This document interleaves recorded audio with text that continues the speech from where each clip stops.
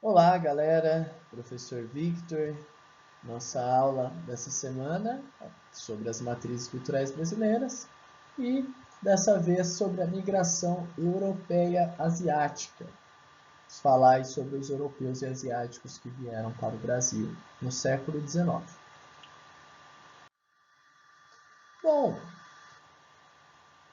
as três etnias que estudamos, ou seja, os povos indígenas, portugueses e afro-brasileiros, fizeram parte da formação cultural brasileira durante o período colonial, ou seja, quando o Brasil ainda era uma colônia de Portugal. Além da escravidão no Brasil, que teve a sua proibição e fim com a Lei Áurea em 1888, outro momento importante da história brasileira é a proclamação da independência do Brasil, em 1822, com o príncipe Dom Pedro em seu clássico grito: independência ou morte. Então aí o Brasil deixa de ser uma colônia de Portugal, se torna um país independente. Por outro lado, a abertura dos portos em 1808 e o fim, claro, do tráfico negreiro possibilitou a imigração de outros povos que não fossem portugueses, que já estavam vindo para cá e continuaram migrando para o Brasil. Tá? Bom lembrar que essa migração teve incentivo dos reis, dos governos, tá? Estavam diretamente ligados, claro, ao preconceito racial que os negros sofriam, que eles queriam embranquecer o país, e aí eles queriam substituir esses trabalhadores, esses ex-escravos, por imigrantes nas lavouras de café. Então, isso possibilitou a entrada desses imigrantes no país. Bom, existiam duas formas, que nós vamos chamar de sistemas, para os imigrantes virem para o Brasil depois aí que os portos foram abertos. Tá? Tinha uma espécie de contrato. Era o sistema de parceria e de colonato. No sistema de parceria, os imigrantes que desejavam vir eram contratados pelos proprietários das fazendas. Eles pagavam a passagem de navio, o deslocamento do porto até a fazenda e a hospedagem. Por quê? Não porque eles eram bonzinhos, mas porque deste modo os imigrantes chegavam ao destino endividados e sem poder obter assim a tão sonhada propriedade da terra. Afinal, eles vinham por causa disso, tá?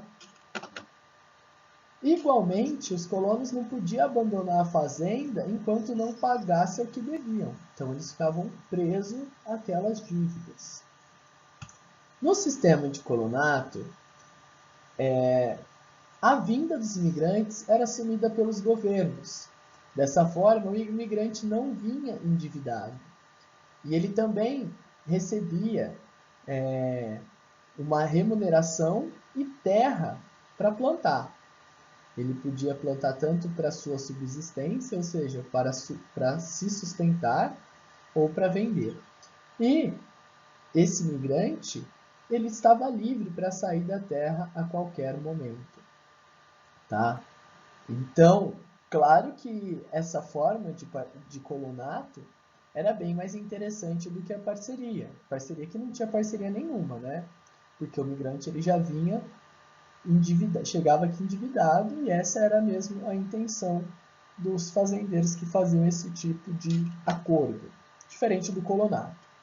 Por que é importante diferenciar essas duas formas? Porque a migração no Brasil não aconteceu da mesma forma em todo lugar. Tá? No sul do Brasil, quer dizer, nas regiões aqui de São Paulo, que foi onde teve mais sistemas de parceria, os imigrantes vinham para as lavouras de café, em grande maioria. Depois foram ali para Minas Gerais e Rio de Janeiro. Já os imigrantes que vinham a partir do sistema de colonato, eles eram direcionados mais para o sul do país, ali nas regiões de fronteira. Porque o objetivo era eles povoarem aquelas regiões que eram desertas, para guardar a fronteira, tá bom? Então esse era o objetivo. Bom, se os indígenas já eram os nativos, ou seja, já viviam aqui, e os povos africanos foram trazidos para o Brasil forçadamente, quem eram esses migrantes que vieram para o Brasil?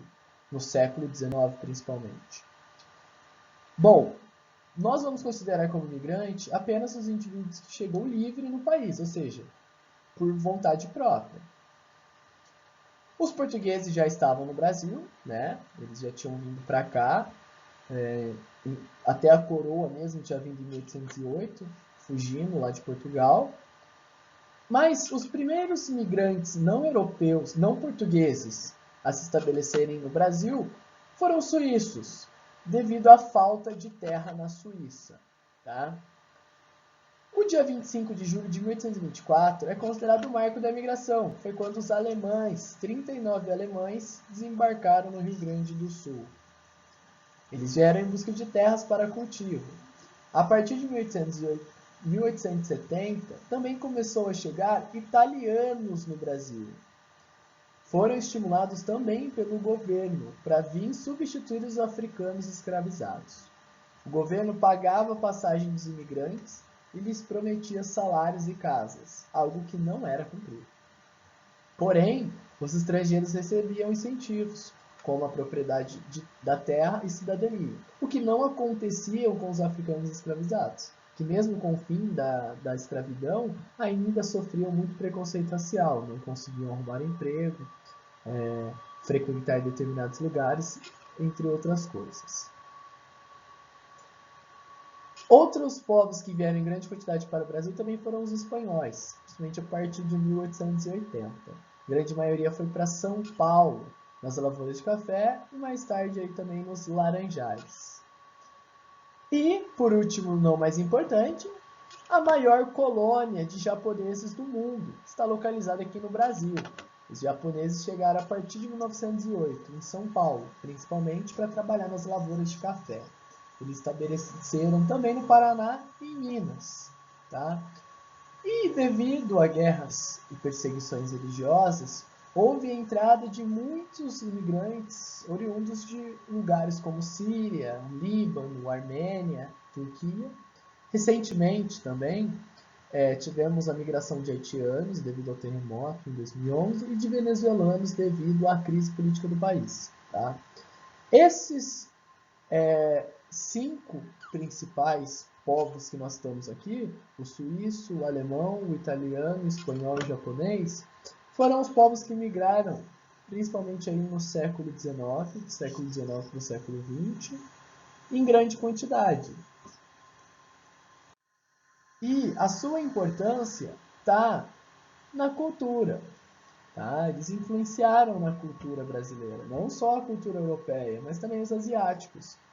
Tanto na comida, como nos costumes, roupas, até mesmo na língua, tá bom? Por isso que é importante nós estudarmos todas essas etnias, que elas que vão formar o que nós chamamos de brasileiro. Nesse caso, os europeus e asiáticos, eles vão ter uma influência, claro, um pouco menor do que os portugueses, os indígenas e os africanos. Mas eles vão influenciar e influenciam na nossa cultura até hoje. Bom, muito obrigado, galera. Essa foi a nossa aula aí sobre os migrantes europeus e asiáticos. Eu desafio vocês aí a perguntar para os familiares se vocês têm algum descendentes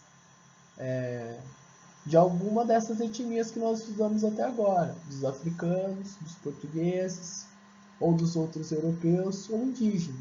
E aí, você sabe qual é a sua descendência? Boa semana, galera!